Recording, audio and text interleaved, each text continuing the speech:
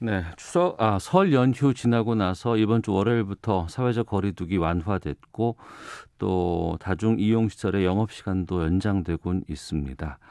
하지만 확진자는 더 지금 늘어나고 있는 상황이고 정부는 방역 조치 다시 강화할 수 있다 이런 입장을 밝히기도 했는데요. 여기에 대해서 좀 말씀을 나눠보겠습니다. 전국 자영업자 비상대책위원회 김종민 대변인 연결하겠습니다. 나와 계시죠? 네, 안녕하세요. 예.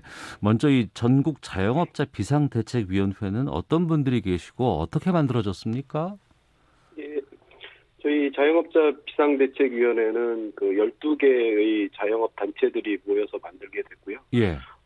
지난 1월 5일 날 그 연초에 네. 그 지금 현재 있는 감염병 예방법 안에 손실보상에 대한 규정이 없기 때문에 모여서 헌법소원을 제기하기 위해서 예. 헌법재판소 앞에서 그 소를 제기하시는 분들끼리 모였었습니다.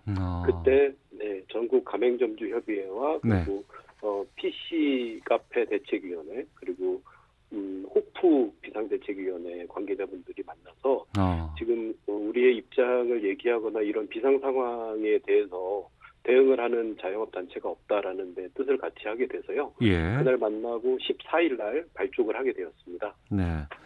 우리가 11월부터 3차 대유행 시작이 됐고 12월에 정점을 찍었고 설 연휴까지 지났습니다. 그리고 나서 설 연휴 이후에 단계도 좀 낮춰졌고 영업 시간도 좀 연장되고 좀 많이 풀렸잖아요. 네네. 뭐 업종마다 좀 차이는 있겠습니다만 자영업자분들 뭐라고들 하십니까? 풀린 상황에 대해선. 일단 이번에 13일에 그 2단계로 하향된 거에 대해서는 정말 다행스럽게 생각하고 모두 환영하는 입장이었습니다. 네. 그런데 어제도 그렇고 오늘도 그렇고 저 600명대 확진자가 나오고 있지 않습니까? 예. 네, 그리고 이번에 그 단계 하향이 됐음에도 불구하고 영업 시간이 10시까지 제한되는 그나마 1시간은 늘어나기는 했지만 10시까지 그 제한되는 거는 사실은 저희 입장에서 동의할 수 없는 부분이 있습니다. 그러니까 일괄적인 시간 제한보다는 업종별로 야간 업종 같은 경우에는 사실상 집합 금지나 마찬가지거든요. 호프나 뭐 주점을 운영하는 사장님들 입장에서 그러니까 영업 시간을 시작하는 때가 보통 오후 뭐 4시, 5시 이럴 때 시작하는 곳은 거의 영업 제한과 마찬가지다. 그렇죠. 이 집합 금지와 마찬가지다. 예. 그래서 이제 그런 분들을 이제 방역과 경제의 문제로 접근하는 것보다는 이제 방역과 생존권의 문제로 좀 이 자영업 영역은 좀 인식하고 조금 더 세세하게 방역 체계를 좀 손봤으면 좋겠는데 다행스럽게도 대통령님께서 그 자율과 책임 중심으로 방역 체계를 조정하라라는 말씀을 들으시면서 저희가 좀 기대를 하고 있는 상황이긴 합니다. 저희도 좀 확인해 보니까 조만간 이 지금까지의 방역 수칙과는 좀 다른 뭐 좀 자율에 맡기기도 하고 하지만 이제 사람들이 많이 모이는 걸 좀 규제하는 그런 쪽으로 조치가 바뀐다는 얘기는 좀 들었습니다. 그 자영업자 민생 간담회 여당이 주최한 자리에 다녀오신 것으로 알고 있습니다. 거기서는 어떤 요구사항 전달하셨어요? 일단 제안은 저희가 먼저 했었던 거고요. 예. 네, 그 이름은 사자 간담회 형식이었습니다. 민주당 내부에 있는 그 의지로위원회하고 국난극복위원회 그리고 이제 중앙 그 재해대책본부 그리고 자영업자 이렇게 사자 간담회 형식이었고 저희는 그 자리에서 그 영업 시간 제한 중심으로 만들어진 이 방역 기준을 좀 업종별로 차등해서 좀 세세하게 적용해 달라라는 요구하고요. 손실보상 관련해서 소급 적용이 반드시 필요하다라는 의견을 제안하고 왔습니다. 예. 업종별로 차등해서 시간을 좀 제한해 줬으면 좋겠다라고 하는 건 어떤 뜻인 거예요? 그 앞서 말씀하신 것처럼 오후 4시 또는 6, 7시 이후에 그 개점을 하게 되는 그 야간 업종들이 상당히 많습니다. 일단 뭐 호프나 주점 같은 데가 있을 수 있고요. 그리고 60, 70% 이상이 9시나 10시 이후에 매출인 그 코인 노래 연습장이라든지 뭐 당구장이라든지 이런 업종들이 상당합니다. 그런데 그런 업종별 고려나 그런 거 없이 그냥 일괄적으로 10시, 9시 이렇게 규정하는 것보다는 그 방역 상황을 현장에 나와서 이 업종별로 실태 조사를 좀 하고 당구장은 상황이 이러니 자율적으로 시간을 해라. 그리고 방역이 좀 위험한 업종 같은 경우에는 9시까지만 하자, 10시까지만 하자 이렇게 하면 저희가 받아들이겠는데 네. 일괄적으로 9시, 일괄적으로 10시 이렇게 하는 건 정말 그 업종별 생존권이 달려있는 문제를 너무 네. 그동안 너무 쉽게 희생을 강요하지 않았나 이런 생각입니다. 그럼 그 의견에 대해서 그 간담회에 네. 나온 의원들은 어떻게 지금 답을 하던가요? 사실 방역 기준과 관련돼서는 전문적인 부분이기도 하고 그래서 예. 의원님들이 답변을 해주실 부분은 아니었습니다. 방역 그 당국인 중대본의 그 대변인께서 나와 주셔서 말씀을 해주셨는데 네. 일단 그 대통령님 지시도 있었던 상황이었습니다. 바로 전날. 그래서 자율 중심으로 진행하겠다. 하지만 아직 그 대변인 입장에서 확정된 내용을 얘기할 결정하거나 얘기할 수 있는 자리가 아니었기 때문에 좀 아쉽기는 했는데 네.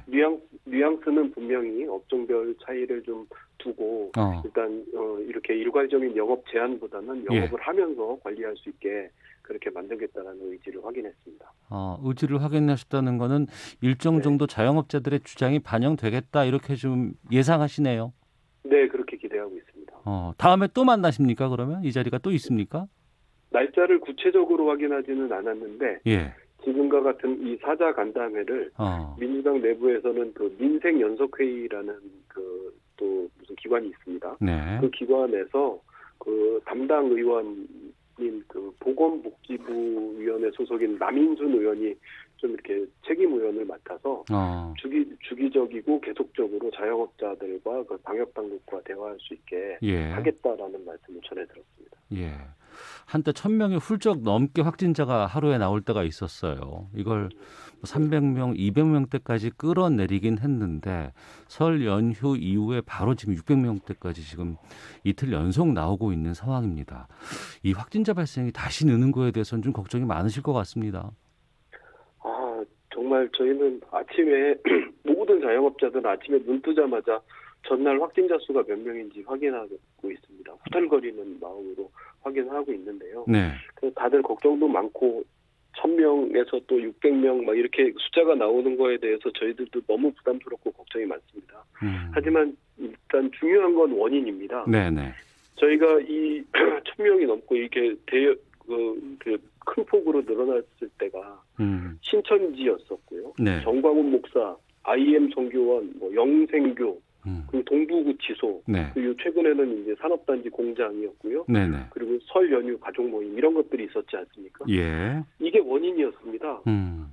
자영업자가 원인이라고 하면 또는 지하철이 원인이라면 직장이 원인이라고 하면 이런 식으로 다 일괄적으로 관리하지는 않을 거 아니겠습니까? 지금 결국에 이분들이 만든 이런 분들이 말하자면 방역 지침을 지키지 않고 일탈해서 만들어진 이 원인으로 인해서 자영업자들만 희생을 당하고 있습니다. 다른 분들은 불편하지만 자영업자들은 죽고 사는 문제거든요. 네. 저희가 바라는 건 제발 일탈하지 않았으면 좋겠습니다. 만약에 저희 그 자영업자들이 일탈을 해서 방역 수치를 지키지 않거나 일탈을 해서 이런 문제가 생긴다면 저희 스스로 강력한 책임을 물어야 된다고 저희도 생각합니다. 근데 저희 속상한 건 그래야 이 위험이 계속 전파되지 않을 텐데 신천지도 그렇고 전에 정광훈 목사도 그렇고 너무 지금 처벌도 제대로 받고 있지 않은 상황이지 않습니까? 저는 책임이 강화돼야 된다고 생각합니다. 그러니까 방역수칙 철저하게 지킬 때니 제발 영업은 하게 해달라 이렇게 좀 들리네요. 그겁니다. 근데 혹시라도 만약에 영업을 이렇게 풀었더니 또 그 자리에서 그 업장에서 혹시 모를 이런 그 확산되는 일이 발생을 하면 거기에 대해서는 그 업소가 책임을 지겠다. 자영업 영역에서 발생하는 그 N차 감염은요. 방역 수칙만 철저하게 지킨다면 그 자영업자든이든 누구든 방역 수칙에 나와 있는 그 영업 인원, 제한 인원을 지키고 그리고 그 안에서 칸막이라든지 마스크라든지 이것만 정확하게 지킨다면 우리가 그동안 보아왔던 대형 확산은요. 자영업 영역에서는 일어날 수가 없습니다. 지키지 않았기 때문에 그런 거거든요. 알겠습니다. 지키지 않은 데는 책임을 묻고 잘 지키고 관리하고 그러는 데는 좀 이렇게 자율로 열어놔야 된다고 생각합니다. 코로나19가 처음 발생했을 때는 이게 이렇게 1년 넘게까지 이어질까라고 생각지도 못했었고 또 그러다 보니까 영업 제한도 하게 되고 거리 두기도 두게 되고 사람 모이지 말라고 집합 금지까지 나오곤 있습니다. 이제 다시 또 이제 시간을 되돌려 보다 보니까 자영업자분들이 이런 방역 수칙 때문에 일을 못 하게 되고 문을 못 열다 보니까 여기에 대한 손실이 발생을 하겠다. 여기에 대한 보상을 좀 해주자라는 것들이 정치권에서 계속 나오곤 있거든요. 이 손실보상제에 대해서는 어떤 입장이세요? 올해가 밝아오기 전까지는 보상이라는 말을 언론에서도 그렇고 정치권에서도 그렇고 꺼내지 않았었습니다. 네. 늘 재난지원금, 지원이라는 얘기를 했었던 거고요. 예. 법률로서도 물론 규정이 없었습니다. 앞서 말한 것처럼 일단 법을 만들어야 된다라고 해서 헌법소원을 저희가 냈었던 거고요. 네. 그리고 드디어 이제 대통령도 총리도 지시해서 이제 손실보상과 관련된 입법을 하고 있는데 준비하고 있는데 네. 난데없이 소급 적용과 관련해서 얘기를 하고 있습니다. 소급 적용, 예예. 예, 이게 지금 코로나19가 종식되지 않은 상황에서 계속 코로나19로 인해서 피해가 발생하고 있는데 만드는 법이지 않습니까? 예. 그런데 그 피해를 소급 적용하지 않겠다라는 건 앞으로의 피해에 대해서만 보상해 주겠다라는 얘기로밖에 들리지 않거든요. 네네. 그러니까 이게 상식적으로 이해가 가는 얘기인지 보상이라고 해놓고 네. 보상을 위해서 법을 만든다고 해놓고 실제 피해에 대해서는 안 해주겠다라는 거죠. 앞으로 있을지 없을지 모르는 미래의 피해에 대해서만 보상해주겠다. 네. 이거는 말하자면 그 지시사항에 대한 올바른 공무원들의 해결 방법도 아니고 정치권에서도 이 소급 적용에 대해서 논란하는 것 자체는 네. 말이 앞뒤가 맞지 않는다라고 생각을 하고 있습니다. 네, 반드시 손실 보상에는 소급 적용이 돼야 된다라는 의견이시고요. 네. 손실에 대한 보상을 하려면 얼마나 손실이 났는지를 확인을 해야 되는데 네네. 이게 정확하게 파악하기가 쉽지 않다는 지적도 많이 나오거든요. 어떻습니까? 그 말을 저는 이해할 수가 없습니다. 아, 그래요? 반대로 저희가 피해를 입지 않고 네. 정부에다가 내야 될 세금을 안 냈다라고 하면 탈세를 하거나 탈루를 했다고 해도 이렇게 반응이 나올까요? 이거 계산하기 힘드니까 올해까지 안 낸 세금은 그냥 퉁치고 앞으로 탈세하는 것만 조사하겠다 이렇게 나올까요? 예. 저는 이해할 수 없습니다. 저희 세금 안 내는 자영업자 한 명도 없습니다. 다 세금 내고 있으니 네. 국세청에서 자료 기준으로 확인해서 2019년은 코로나가 없었던 해지 않습니까? 예. 그때하고 2020년 이후에 발생한 이후에 매출액 차액을 보면 피해를 입었는지 안 입었는지 볼 거 아닙니까? 네. 그럼에도 불구하고 매출이 늘어난 업종들은 손실이 없는 겁니다. 그럼 보상 안 해주면 되죠. 네. 근데 손실이 80%, 90% 심하게는 이렇게 난 업종에 대해서는 보상을 해줘야 되는데 그리고 저희가 주장하는 게 다 해달라는 것도 아닙니다. 저희도 매출 전부가 소득이 아니기 때문이죠. 네. 네, 그래서 매출액 감소분의 일부분만 해주는 형식으로 만들어도 충분하다고 생각하고 기준은 국세청 세금 기준으로 하면 충분하다고 생각합니다. 알겠습니다. 그리고 또 좀 여쭤볼 게 지금 이제 4차 재난지원금 2월 임시국회에서 추경 통과시키고 지급하겠다는 지금 입장 나오곤 있습니다. 맞춤형으로 우선은 하고 나중에 보편으로 가지 않을까 이렇게 얘기도 나오고 전망도 되는데 지금 2차, 3차 선별로 재난지원금 받으신 분들이 꽤 계시잖아요. 좀 네네. 주변에서 좀 많이 도움이 됐다고는 하십니까? 어떻습니까? 아니면 어떤 점들이 좀 문제점으로 말하고 있나요? 일단 저희 비대위는 그 집합 금지 업종하고 집합 제한 업종들 위주로 모여 있는 단체입니다. 네. 2차, 3차 재난지원금이 지급되고 나서는 정말 저희 자영업자들 커뮤니티, 네. 자영업자들 사이에 오고 가는 단체 카톡방이라든지 SNS 통해서는 네. 어떤 분들은 횡재했다라는 소문이 나고 어떤 분들은 의미 없다라는 얘기도 나오는데 가장 네. 큰 문제는 일단 형평의 문제였고요. 예. 그리고 말 그대로 그 지원금이었지 않습니까? 네. 그렇다면 피해가 입은 데 좀 가졌어야 되는데 저희 그 자영업 단체 대표님들은 거의 받지 못했습니다. 2차, 3차 지급. 왜 그렇죠?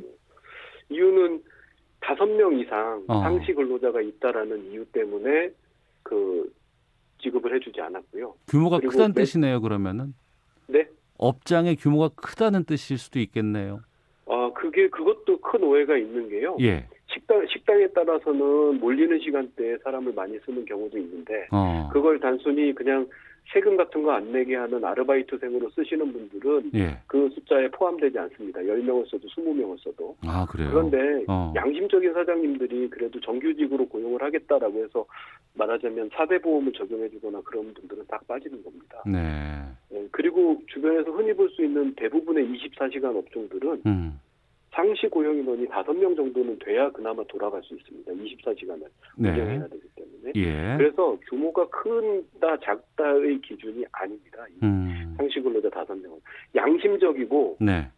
그리고 근로자들 말하자면 자영업 영역에 고용돼 있는 근로자들 그나마 배려해 주신 분들이 말하자면 지원금을 한 번도 못 받은 거죠. 아, 그 지원금을 지급해야 될 대상을 찾기 위한 여러 가지 뭐 규칙이라든가 이런 선이 있는데 이거 자체가 잘못 선정됐다 이런 의견이시네요. 자체가 전부 잘못돼 있다라는 건 아니고요. 지원금이기 때문에 네. 피해 입은 사람들을 도와주려고 준 돈이잖아요. 예. 보상금이 아니라 지원금이지 않습니까? 예. 저희 입장은 이번 4차 재난지원금도 지원금이라면 어려우신 분들을 찾아서 지원해 주는 거 맞다라고 생각을 하고요. 예. 그리고 지난번 1차처럼 보편 지원을 통해서 전 국민 재난 지원을 통해서 네. 자영업 영역의 매출이라든지 시장 활성화에 기여하는 것도 저희한테 큰 도움이 됐었습니다. 지원금은 지원금답게 진행을 하면 되고요. 그게 네. 보편이든 아니면 선별이든. 근데 보상 논의하고 결부시켜서 가지 않았으면 좋겠습니다. 알겠습니다. 보상은 보상입니다. 예. 지원은 도와주시는 거고요. 보상은 줘야 되는 돈을 줘야 되는 겁니다. 네. 빚을 갚는 겁니다. 코로나19로 많은 분들이 지금 힘든 상황이고 어려움에 처해 있다 보니까 또 피해를 입고 있는 분들도 다양한 계층에서 다양하게 나오곤 있습니다. 네. 좀 불편하실 수는 있겠습니다만 뭐 각자의 입장이 있으니까 또 좀 여쭤볼까 하는데 네. 자영업 힘든 건 아는데 나도 다 힘들다. 뭐 재난지원금 받고 있는데 영업시간 제한 완화라든가 손실보상 소급 적용까지 주장하는 건 좀 너무 과한 거 아니냐 이런 지적에 대해서는 어떻게 말씀하실까요? 사실 저희들 관련된 기사가 올라왔을 때 밑에 많이 댓글이 달리는 것 중에서 제일 많이 달린 댓글이 지금 말씀하신 그런 부분입니다. 예. 만약에 직장인들한테 지난 한 해 동안 코로나19 방역을 위해서 네. 3분의 1만 출근하시고 나머지 3분의 2는 무급으로 좀 쉬어주십시오. 로테이션으로 합시다 해서 한 3, 4개월씩 무급 휴가를 만약에 드렸다라고 하면 그분들은 인건비만 못 받은 거지 않습니까? 3, 4개월 동안 네. 무급휴직이라고 해도 저희는 투자하고 돈 내고 다른 분들 월급 주고 임대료 내가면서 우리 인건비도 한 푼도 못 받은 거거든요. 네, 이럴 때 사회적으로 공감해주고 연대해야 되는 게 예. 상식적이라고 생각합니다. 예. 저는 그렇게 말씀하시는 분들이 직장인분들이 만약에 일주일만이라도 무급휴직으로 좀 쉬어주라. 그거 만약에 저희가 제도화 요청해갖고 법 만들어져서 한다고 그러면 예. 그 어떤 분이 그걸 저희들처럼 조용히 가만히 받아들이시겠습니까? 저는 정말 그런 얘기 들을 때마다 가슴에 한맺힙니다. 예. 알겠습니다. 각자의 상황들이 다들 좀 힘들다 보니까 또 주변을 챙기는 것보다는 또 주변의 아픔이 더 좀 싫어 보이는 것들도 좀 있을 것 같기도 하고요. 어서 빨리 좀 이것이 좀 정리가 됐으면 좋겠고 어떤 4차 재난지원금이라든가 손실보상제에 대한 뭐 유의미한 조치들이 좀 나온다거나 했을 때 저희들 좀 다시 좀 말씀 연결해 보도록 하겠습니다. 오늘 말씀 여기까지 듣겠습니다. 고맙습니다. 네, 감사합니다. 예, 청취자께서도 좀 여러 의견들 좀 보내주고 계시는데요. 반드시 필요하다는 의견들도 있고 아니다 너무 좀 이렇게 그쪽 한쪽만 좀 챙기는 건 아니냐 뭐 이런 얘기도 있고 그도저도 전혀 혜택도 없는 사람도 있다 뭐 이런 주장들도 있습니다. 잠깐 좀 안내 말씀드려야 될 게 있는데요. 2월 18일 12시 20분 그러니까 오늘 조금 전이었습니다. 12시 20분 울릉도 독도 지역에 대설 경보 내려졌습니다. 울릉도에 계시는 분들 외출 가급적 피하시고 또 피해 사전에 좀 막을 수 있도록 조치해 주시길 부탁드리겠습니다. 자, 방금 인터뷰 전국 자영업자 비상대책위원회 김종민 대변인 연결해서 말씀 들어봤습니다.